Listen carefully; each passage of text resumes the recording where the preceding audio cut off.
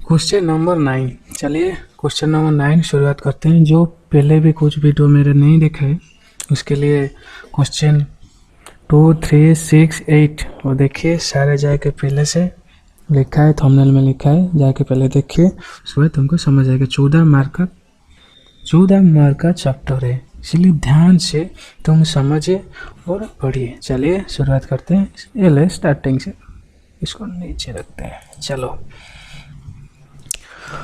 following particular furnished Mr. X for the year ended 31st March 2021. You are requested to compute his total income and tax payable for the assessment year 2021-22. Assuming that does not opt under section 15115 BSc. Mr. X retired कब हुआ? 31 दिसंबर 2020, 58 years में हुआ। After putting 25 years 9 month, ये क्या होगा? 26 year होगा। 9 month ignore नहीं, including होके वो 26 ईयर होगा। ये याद अभी रख लो। Month of service for the private company not government, is a private company, Mumbai. He was paid salary 25,000 per month and house rent allowance 6,000 per month. He paid 6,000 per month during his tenure of service. जब था वो भी house rent तो मिलता था, वो भी खुद भी पैसा देते थे रेंट के बदले में। उसके बाद on retirement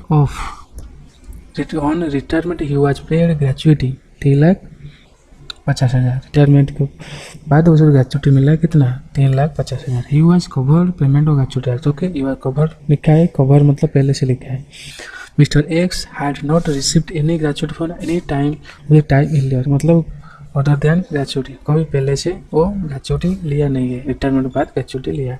he has accumulated leave of 15 days per month during the month of this service. This was encashed by Mr. X at the time of retirement. A sum of the 3,50,000 was received by him as regard. ठीक है, ये क्या लिखा है? He had accumulated leave, कितना लिया है? 15 day per annum में लिया है। ठीक है, mister x at the time of retirement, a sum of the 3,50,000 was received by the regard. His average salary may be taken on 24,500. और employer allow 30 day leave per month. ये तुमको पता है 30 day तुमको छुट्टी लेना है 1 साल के अंदर में, ठीक है, मिलना है। उसके बाद ये कंप्लीट हुआ। उसके बाद ये करेंगे। After retirement is venture into textile business, include loss of 80,000, मतलब रिटायरमेंट बाद टेक्सटाइल बिजनेस स्टार्ट करी, उसमें लॉस हो गया 80,000। ही मिस्टर एक deposit unlike in public provident fund. I think question complete हो चुका है। हम जाएंगे आंसर में। ये देखो ब्राइटनेस मेरे भाई। हाँ, computation of total income mister X for the assessment year 2021-22। Income from salary, basic salary 25,000 into 9 month. House rent allowances कम मिला 1 अप्रैल टू 31 12।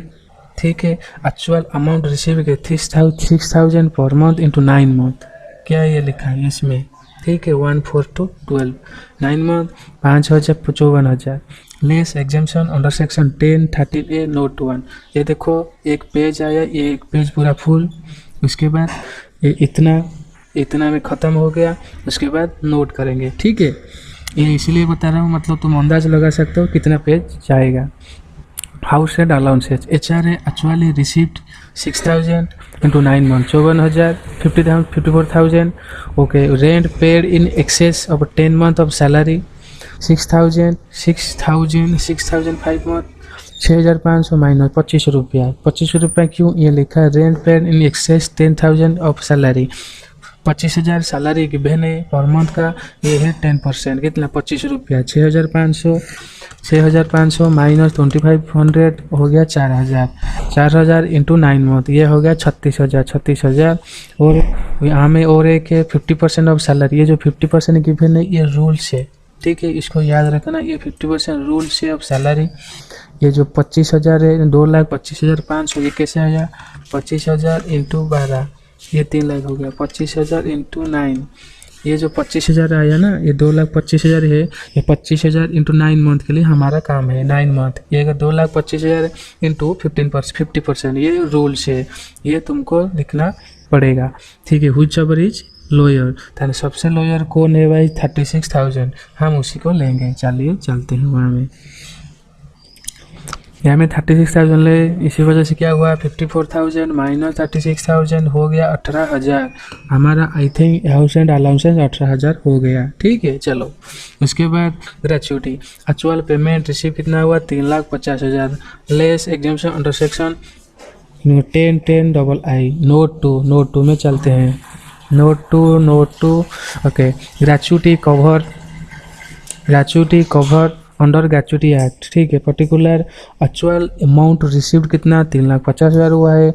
यहाँ में जो ये लिखा है half month of salary for each year of completed service, ये rule है, ये क्वेश्चन में गिवन नहीं है, ये क्वेश्चन में गिवन है। अमाउंट रिसीव्ड कितना, 3,50,000, ये रूल्स है। ये फिर 3,75,000 कैसे आया, ये 25,000 कितना है, लास्ट टर्म सैलरी है, ठीक है। ये सब रूल्स है, मैं तुमको लिख दिया हूँ रूल्स, मतलब इसमें भी तुम्हारा सेक्शन भी याद हो जाएगा आराम से, इसी वजह से कोई ज़्यादा नोट बनाने की ज़रूरत ही नहीं। चलिए, ये 15/26 ये रूल से इंटू 26 गिवन है, ये 26 क्या है, ये 26 ईयर गिवन है, ये जो 26 गिवन है ये डेट गिवन है, ये 26 ईयर गिवन है, ये सबको याद रखना पड़ेगा, क्या ना, इसी में डाउट रखते हैं, इसी वजह से फेल हो जाते हैं बच्चे, ठीक है। ये हो गया।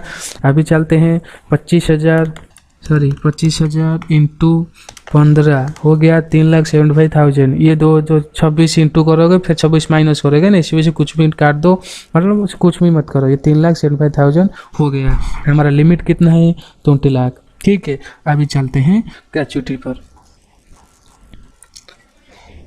अभी चलते हैं 3,50,000, यहाँ क्यों आया, क्या व्हिच एवर इज लोअर, ठीक है। अभी ये चलते हैं leave encashment, amount actual amount received given है 3,15,000 लीव एनकैशमेंट में, मतलब हमारे एग्जाम्पशन कितना मिल जाएगा, एग्जाम्पशन का क्या है, अंडर सेक्शन 10(10)(10)(a) नोट 3। चलिए नोट 3 में चलते हैं। Note 3, leave encashment is exempted up to list of the following, actual amount received given 3,15,000 है, 10 मंथ एवरेज सैलरी क्या है, 24,500 इंटू 10, ये जो एवरेज सैलरी लिखा है ये रूल्स है, ठीक है। अभी चलते हैं 10 मंथ ऑफ एवरेज सैलरी, ये 24,000 इंटू 5, ये 24,000 है, 24,500 रुपया, ये क्वेश्चन में गिवन है, ठीक है। हमको क्या लिखा है, 10 मंथ ऑफ, ये जो 10 मंथ एवरेज सैलरी ये रूल्स है, इसने कितना क्या हुआ, 24,500 इंटू 10, ये हो गया 2,40,000, 2,45,000 हो गया। इसमें हम बात करेंगे cash equivalent at unavailed leave calculated at the basis of maximum 30 day for the every of actual service render the employ for the whole service to be retired.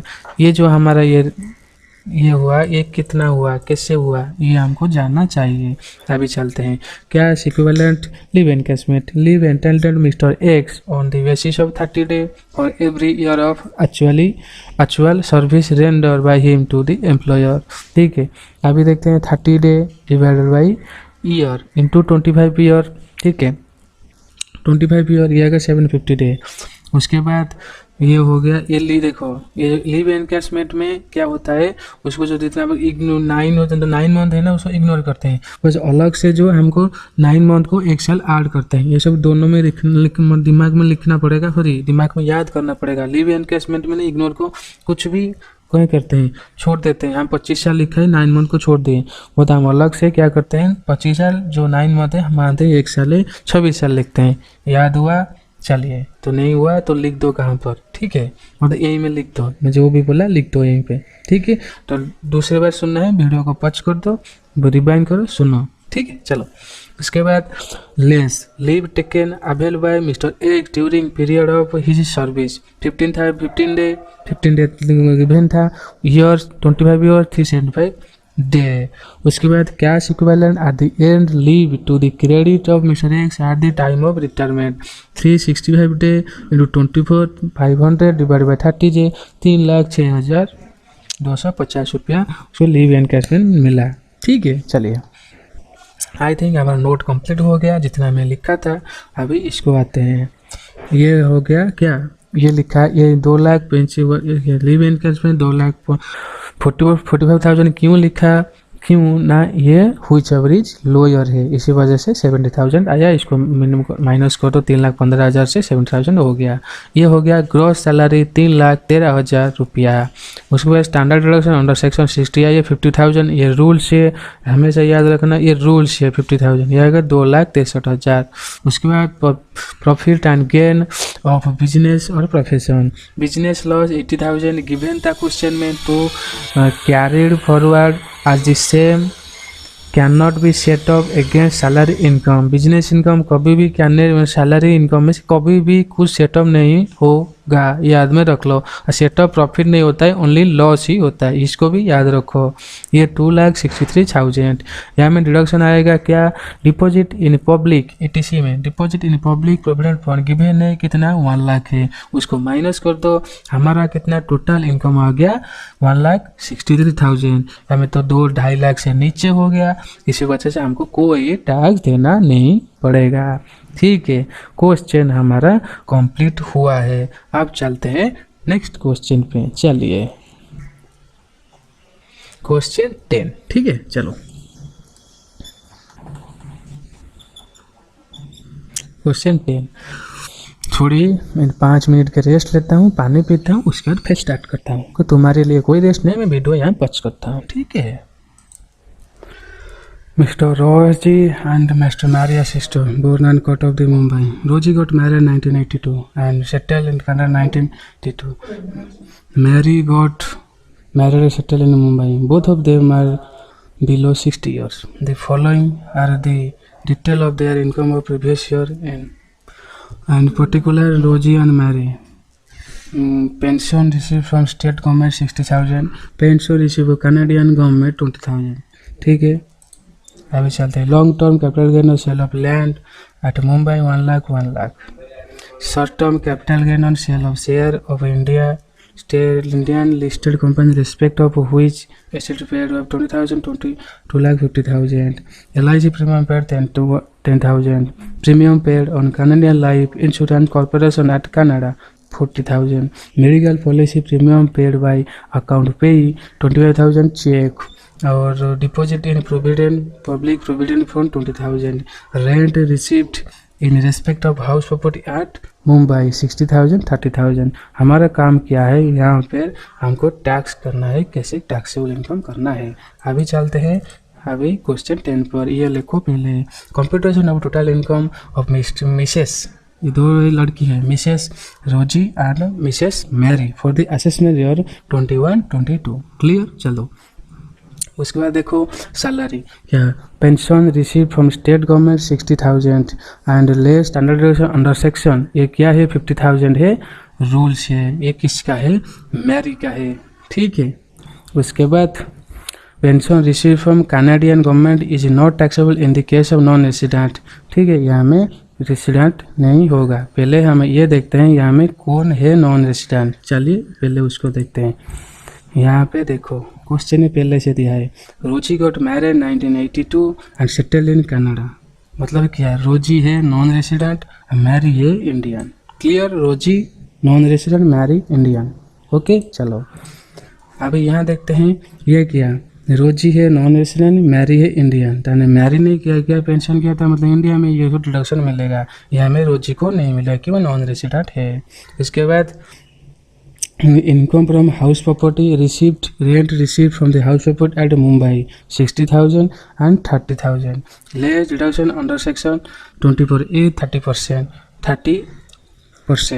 18,900। Clear, चलो capital gain, long term capital gain on sale of land at Mumbai 1 lakh 1 lakh. Short term capital gain on sale of share of Indian listed company in respect of which estate paid was paid 20,000 to 2,50,000 ये सारे कुछ given है, इसमें कोई tension की बात नहीं है। 1,20,000 3,50,000। उसके बाद ग्रॉस टोटल इनकम तीनों को मिलाओ विथ 3i 2i आई, ये क्या हुआ 1,60,000 3,81,000। उसके बाद less deduction under section chapter VIA, हम डिडक्शन अभी करेंगे। डिडक्शन अंडर सेक्शन 80C क्या LIC प्रीमियम पेड 10,000 गिवन है। एंड रोजी कुछ नहीं है, क्यों ना है, नॉन नेशनल है। Premium paid on Canadian life insurance corporation 40,000। Deposit in public provident fund 20,000। ये सब मिल के हुआ 40,000, ये हुआ 30,000। अभी ये चलते हैं deduction under section 80D medical premium सिर्फ मिलेगा मैरी को, क्यों ना इंडिया में है 25,000। यहाँ में कितना हुआ, ये हो गया मेरे बच्चे, ये ऐड हुआ, नॉट लेस नहीं, ये ऐड हुआ, लेस नहीं, ऐड हुआ, लेस नहीं, ऐड हुआ 55,000। देखो ऐड हुआ, ये पेड़ फिर देखा रहो, ये दोनों मिलके 50,000 हुआ, ये लेस नहीं, ये में दिमाग गलत करते थे तुम। Total deduction under section chapter VIA is restricted to income other than capital gain taxable under section AAA and triple 112 40,000। ये 31,31,000 कैसे हुआ 381 माइनस 351, ठीक है 381 माइनस 351। देखो यहाँ में 381 ये जो है ना 31,000 और ये 40,000 कैसे हुआ हम दिखाएंगे अभी तुमको, ठीक है। चलिए ये कितना हुआ तुमको सारा मिलके 381 162 याद हो रहा है, ये सब हुआ तीनों को मिलके। ये इसमें क्या हुआ, ये माइनस हुआ, देखो डिडक्शन हुआ ना, ये माइनस हुआ, कितना माइनस हुआ, ये 30,000 माइनस हुआ, यहाँ में 30,000 माइनस हो गया, ठीक है। देखो 40,000 ये में माइनस हो गया, ये कितना हुआ, ये हुआ 1,20,000, यह हुआ 3,50,000, ठीक है। तो 381 से 3,50,000 चला गया, क्या हुआ 3,31,000, ठीक। यहाँ से हुआ क्या 40,000 चला गया, यह 1,20,000। आई थिंक क्लियर हो गए तुम।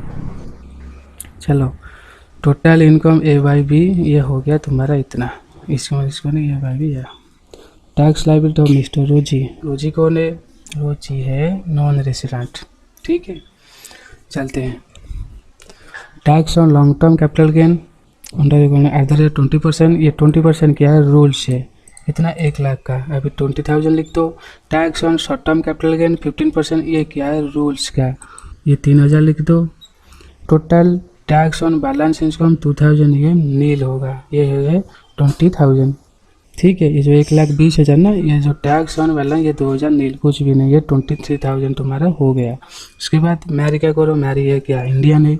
Tax on SGS, tax on GST नहीं, tax on STCG short term capital gain 15%, ये क्या है रूल्स है 1 लाख का।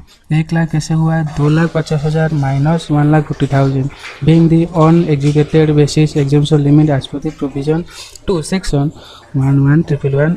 1 लाख का कितना हुआ 15,000 less. Rebate under section 80A would be lower of 12,000, कितना हुआ, जो 5 लाख से नीचे होगा उसको 12,000 मिलेगा। इसका क्या है 15,000 है, ये हो गया 12,000, रिबेट ही कट गया, मतलब वो 2,05,000 रुपया उसका टैक्सेबल इनकम हुआ। उसके बाद 4% कर लो, ये हो गया क्या, मतलब 2,600 रुपया टैक्सेबल किसका हुआ, ये हुआ मैरी का, ठीक है। ये किसका हुआ, ये हुआ रोजी का, मतलब जो नॉन रेसिडेंट है ज़्यादा और टैक्स रेसिडेंट है कम। आई थिंक मैं कंप्लीट कर चुका हूँ ये क्वेश्चन नंबर 10 का। अभी जाएंगे 11 होगा आखिरी क्वेश्चन, बट हम अभी नहीं करेंगे कि 19 मिनट हो गया है, हम लास्ट क्वेश्चन करेंगे 11 एक अलग वीडियो में, ठीक है। Thank you, take care, bye bye, वंदे मातरम। तुम पता है तुमको सब्सक्राइब और शेयर जरूर करना है, ठीक है।